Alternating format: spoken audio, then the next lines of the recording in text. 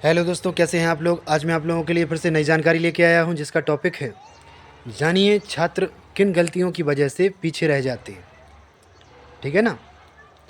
तो दोस्तों, ये जो वीडियो है बहुत ज़्यादा इंटरेस्टिंग होने वाली है। इसमें आगे बढ़ने से पहले आप लोगों से एक छोटी सी रिक्वेस्ट है, हमारे इस चैनल को सब्सक्राइब जरूर करें और अच्छी अच्छी शायरियाँ, संदेश, मोटिवेशनल वीडियो, महत्वपूर्ण जानकारियाँ और आपके मन में उठने वाले सैकड़ों प्रश्नों के जवाब देखते रहें।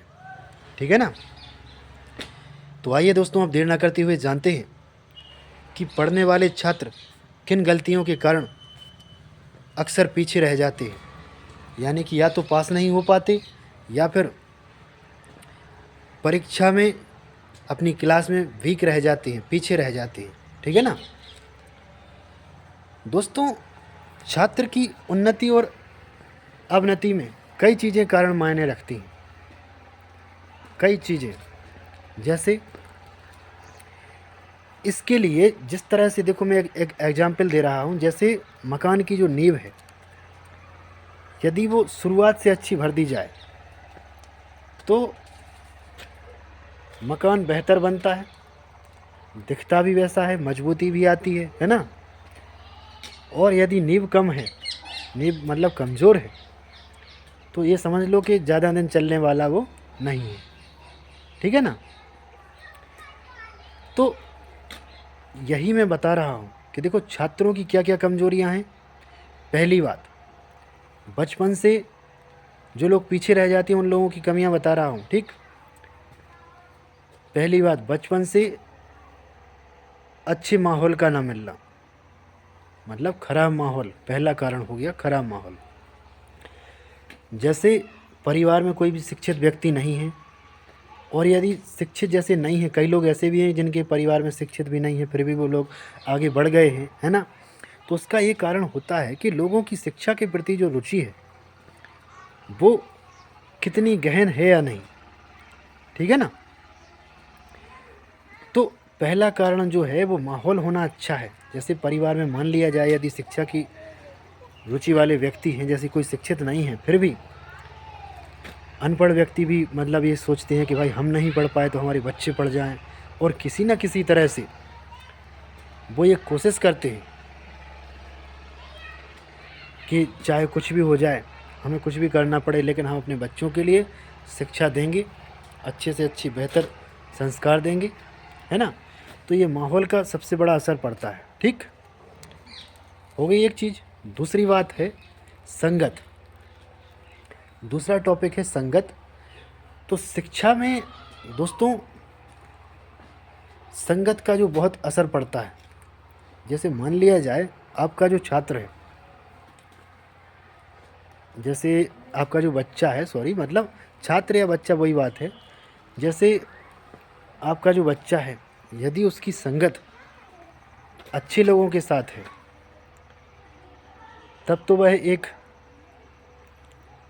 बेहतरीन कार्य करेगा, है ना। और यदि उसकी संगत खराब है तो ये जैसे ये जानते तो सब हैं, है ना, कि खराब संगत होगी तो खराब हो जाएगा, अच्छा होगी तो अच्छा हो जाएगा। लेकिन नहीं, मैं ये बता रहा हूँ यहाँ पर कि यदि उसकी खराब संगत है, और हो सकता है जैसे आपका बच्चा खराब नहीं है, ठीक है ना, लेकिन फिर भी खराब संगत की वजह से पूर्णतः वह अच्छा नहीं बन पाएगा, कुछ उसमें बुराइयां उत्पन्न हो ही जाएंगी। याद रखिए, ये संगत का असर पड़ता है। ठीक है ना। अब जो तीसरा पॉइंट है वो है क्या, दिमाग का पूर्ण विकास होना या ना होना। दिमाग कितना विकसित है, कितनी बच्चे में बुद्धि है या नहीं, उसकी जो समझ शक्ति है, आईक्यू लेवल है, वो कितना है ना। तो यदि उसका आईक्यू लेवल क्लास के बच्चों की अपेक्षा पर्याप्त नहीं है, यानी कि समझने में सही नहीं है, जल्दी से कैच नहीं करता है, उसकी तुलना में जो क्लास के छात्र हैं यदि वो जल्दी सीखते हैं, और यदि उसको वही चीज़ 8 दिन बाद आती है, तो उसका आईक्यू लेवल उन लोगों से कम है, इसलिए ये उसके पिछड़ेपन का कारण होता है। ठीक, ये जो सब्जेक्ट है इसको पूर्णतः जिसको जानना है उसके लिए बाल विकास सब्जेक्ट होता है, चाइल्ड डेवलपमेंट जिसको बोलते हैं, तो उसका अध्ययन करना चाहिए उनके माता पिता को खास तौर से। देखो, परीक्षाएं अपनी जगह हैं, बच्चे अपनी जगह हैं, लेकिन यदि बच्चों को बेहतर बनाना है तो माता पिता को भी सीखना चाहिए, है ना। इसलिए ये हो गया टॉपिक, संगत का हो गया, ठीक, माहौल का हो गया, ठीक, और दिमाग का हो गया। 3 चीज़ें हो गई। चौथी बात, बच्चों की पिछड़ेपन का एक संतुलित आहार भी बच्चों के पिछड़ेपन का एक मुख्य घटक है या कारण है। संतुलित आहार का क्या मतलब है? संतुलित आहार का मतलब है यानी कि उचित आहार जो बच्चों को बाल अवस्था में चाहिए है, यदि उसको वह मिल ही नहीं रहा है। पानी लाए सर, पानी पीने। हाँ, अभी 5 मिनट में ले आओ। जैसे जो आहार है बच्चों का, उसको यदि वह उचित टाइम से नहीं मिल रहा है, और सुबह से जैसे उसको पढ़ना है, अब सुबह से उसको यदि नाश्ता ही नहीं मिलेगा तो उसका जो दिमाग है वो पूरी तरह से सही से काम नहीं करेगा, है ना। और जब दिमाग ही काम नहीं करेगा तो वो पढ़ेगा क्या, है ना।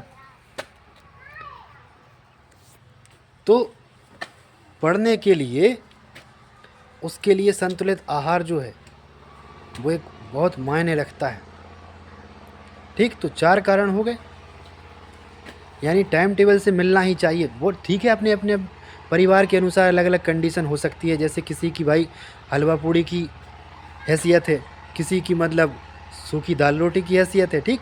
वो अपनी अपनी परिस्थिति के अनुसार चलता रहता है, लेकिन टाइम पर भोजन होना चाहिए, ठीक। 4 कारण मैंने बता दिए। 5वां कारण है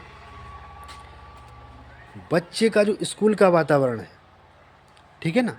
अब स्कूल के वातावरण में क्या क्या आता है? स्कूल के वातावरण में आता है वहाँ के शिक्षक कैसे हैं, वहाँ के साथी कैसे हैं उसके, ठीक है ना। वहाँ पर किस तरह की पढ़ाई होती है, क्या जो टीचर हैं वो पढ़ाते हैं या नहीं, है ना। वो पढ़ाते हैं या नहीं, या फिर दिन भर गप्पे करके निकल लेते हैं। तो ये चीज़ें बहुत मायने रखती हैं, इसको आपको देखना पड़ेगा, वहाँ भी आपको जाना पड़ेगा। इसीलिए पेरेंट्स मीटिंग होती है, पेरेंट्स मीटिंग में जाना चाहिए। और हालांकि जो ये तो पेरेंट्स मीटिंग जो होती है वो होती है प्राइवेट स्कूलों में, लेकिन सरकारी स्कूलों में नहीं होती। लेकिन कई लोगों को ये जानकारी नहीं है, वहाँ भी होती है, सरकार से वहाँ भी नियम है, वहाँ भी मीटिंग की जाए और वहाँ भी मतलब बुलाया जाए माता पिता को। लेकिन सरकारी स्कूलों में ना तो टीचर किसी को बताते हैं और ना वो किसी को बुलाते हैं। तो ये ध्यान आपके बच्चे हैं, आपको रखना है, हर किसी को नहीं, है ना। इसलिए किन कारणों से बच्चा पीछे पिछड़ रहा है, इस बात के लिए आपको माता पिता को ही मतलब सबसे ज़्यादा सोचना चाहिए, ठीक। तो शैक्षिक स्तर से पिछड़ेपन के इनके अलावा भी कई कारण हो सकते हैं, ठीक। जैसे एक कारण है आर्थिक स्थिति अच्छी ना होना, ठीक। तो इसी में आप उसको भी जोड़ सकते हैं। यदि आर्थिक स्थिति अच्छी नहीं है तो कोई भी इंसान उचित शिक्षा नहीं दिलवा पाता, ठीक। मतलब बेहतर से बेहतर, फिर उसके लिए एक ही ऑप्शन रहता है कि भाई अब सरकारी स्कूल में डाल दो, भगवान भरोसे डाल दिया तो हो जाएगा, तो हो जाएगा, गवर्नमेंट साथ है। लेकिन बात ये है ना कि गवर्नमेंट भी तो नियम से काम नहीं कर रही है ना।